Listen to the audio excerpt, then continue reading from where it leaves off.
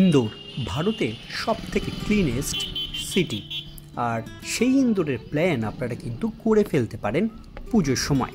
কারণ এখানে যেরকম ঐতিহাসিক স্থান মাহাত্ম্য রয়েছে, সেরকমই এখানে প্রচুর মন্দির রয়েছে যেগুলো কিন্তু দেখবার মতো। মানে এক জায়গায় গেলে আপনাদের তীর্থ ভ্রমণও হবে, সঙ্গে বিভিন্ন ঐতিহাসিক যে স্থাপত্যগুলো রয়েছে সেগুলো আপনারা মাত্র ইন্দোরে 2 দিনের ট্যুর প্ল্যান করে গেলে ভালোভাবে ঘোরা হয়ে যাবে। আর পুজোর সময় চলে যেতে পারেন আরামসে ইন্দোরের ট্যুর প্ল্যান নিয়ে। আর সেই রকমই 2 দিনের একটা ট্যুর প্ল্যান দিতে চলেছি এই ভিডিওতে।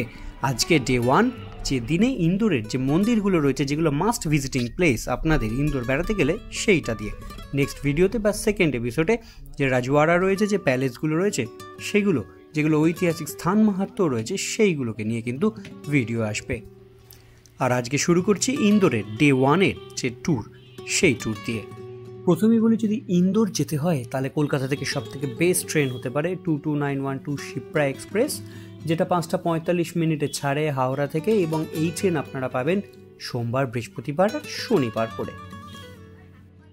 যদি আপনারা কেউ ইন্দোরের ট্যুর কিংবা গ্রুপ ট্যুর করতে চান তাহলে এক ভালো নির্ভরযোগ্য এক জায়গার খোঁজ দিতে পারি, সেটা হচ্ছে ইন্দিরা সফর। এরা গ্রুপ ট্যুর অর্গানাইজ করে। যদি চান বুক করতে পারেন 7584826004 এই নাম্বারে। আর ইন্দোরের যে ট্যুরিস্ট স্পটগুলোর কথা বলবো, সব যে মন্দিরগুলো রয়েছে সব স্পটই কিন্তু ইন্দোর স্টেশন থেকে কাছাকাছি, তাই ইন্দোরে পৌঁছে সেখান থেকে গাড়ি অ্যারেঞ্জ করে আপনারা অনায়াসে এই ট্যুরটা কিন্তু করে ফেলতে পারেন। ইন্দোর ট্যুরের ডে 1-এ প্রথমেই আপনারা চলে যেতে পারেন বৈষ্ণবদেহী মন্দিরে। এটা কিন্তু কাটরার বৈষ্ণবদেহী মন্দির নয়, এটা ইন্দোরের বৈষ্ণবদেহী মন্দির। তবে সেই আদলেই, সেই পাহাড়ের গুহার মধ্যেই কিন্তু এই মন্দিরকে সুন্দরভাবে নির্মাণ করা হয়েছে। মন্দিরে যে কৃত্রিম গুহা রয়েছে তা কিন্তু অবিকল ঠিক পাহাড়ি যে মন্দির রয়েছে সেই রকম ফিলই আপনাদেরকে দেবে। আর এই মন্দিরে এক অখণ্ড জ্যোতি প্রজ্বলিত রয়েছে, সেই জ্যোতি কিন্তু নিয়ে আসা হয়েছে কাটরার বৈষ্ণবদেহী মন্দির থেকে। দ্বিতীয় গন্তব্য বা দ্বিতীয় মন্দির আপনাদের হতে পারে অন্নপূর্ণা মাতার মন্দির। এটি ইন্দোরের একটি বিখ্যাত মন্দির। ইন্দোর স্টেশন থেকে যা দূরত্ব 5 কিলোমিটার। 1956 সালে মহামণ্ডলেশ্বর স্বামী প্রভানন্দগিরি মহারাজের দ্বারা নির্মিত। বর্তমানে এই মন্দিরটি নতুন করে রেনোভেট বা সাজিয়ে তোলা হয়েছে। মন্দিরটির থাম থেকে মেঝের কারুকার্য অসাধারণ সুন্দর। তার সঙ্গে রাতের আলোর কারুকার্য মিশে মন্দিরটিকে আরও বেশি সৌন্দর্যমণ্ডিত করে তোলে।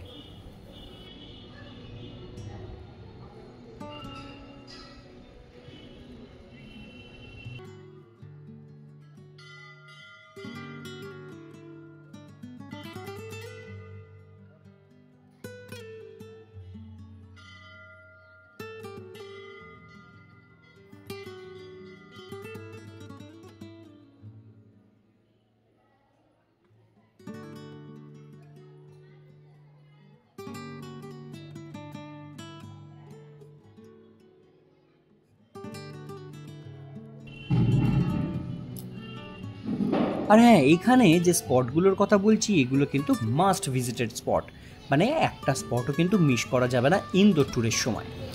আর তৃতীয় গন্তব্যে আপনারা পৌঁছে যেতে পারেন পিত্রা পর্বত বা পিত্রেশ্বর হনুমান মন্দিরে। ইন্দোরের সব থেকে বড় মেটালের তৈরি হনুমান মূর্তি রয়েছে এখানে। ইন্দোর স্টেশন থেকে 11 কিলোমিটার দূরে রয়েছে এই মন্দিরটি।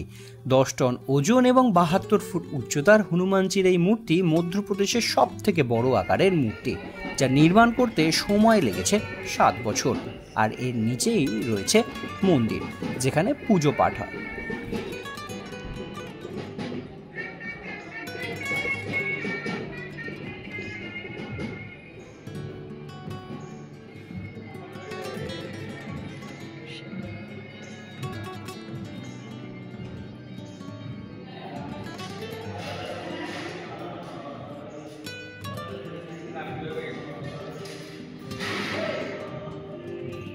তৃতীয় গন্তব্য দিব্যা শক্তিপীঠ মন্দির। বিশাল আকার মন্দির প্রাঙ্গণ, আর এখানে মন্দির প্রাঙ্গণেই রয়েছে গোশালা। বর্তমানে যে মন্দিরটি বা মুখ্য মন্দিরটি তাতে অধিষ্ঠিত রয়েছেন মা মহালক্ষ্মী, মা কালী এবং মা সরস্বতী। এছাড়া বাঁ দিকে রয়েছে রাম, লক্ষ্মণ ও সীতা, আর ডান দিকে রয়েছেন রাধা কৃষ্ণ বিরাজমান। আর মেন মন্দিরের সামনে যে অখণ্ড জ্যোতিটি জ্বলছে বা প্রজ্বলিত রয়েছে তা নিয়ে আসা হয়েছে কিন্তু জোয়ালা দেবী মন্দির থেকে। এরপরে মধ্যপ্রদেশের এবং ইন্দোরের মধ্যে পরিচিত এবং অতি জনপ্রিয় আরও এক মন্দির, জৈন মন্দির, সেটি কাঁচ মন্দির। এটি মধ্যপ্রদেশের ইন্দোরের জৈন মন্দির যে কটি রয়েছে তার মধ্যে বিশেষ করে অন্যতম। প্রচুর বিদেশ থেকেও মানুষ আসে এই মন্দিরের কারুকার্য দেখতে। মন্দিরের ছাদ, দেওয়াল, থাম, দরজা, মেঝে সমস্ত কিন্তু কাঁচ দ্বারা নির্মিত, যা না দেখলে ভাষায় বোঝানো যাবে না। 1903 সালে শেঠ হুকুমচাঁদ জৈনের তত্ত্বাবধানে বা আদেশে এই মন্দির নির্মাণের কাজ শুরু হয়। দীর্ঘ অনেক বছর ধরে এই মন্দির কিন্তু নির্মাণ হয়ে এসছে ধীরে ধীরে। অসাধারণ কাঁচের কারুকার্য।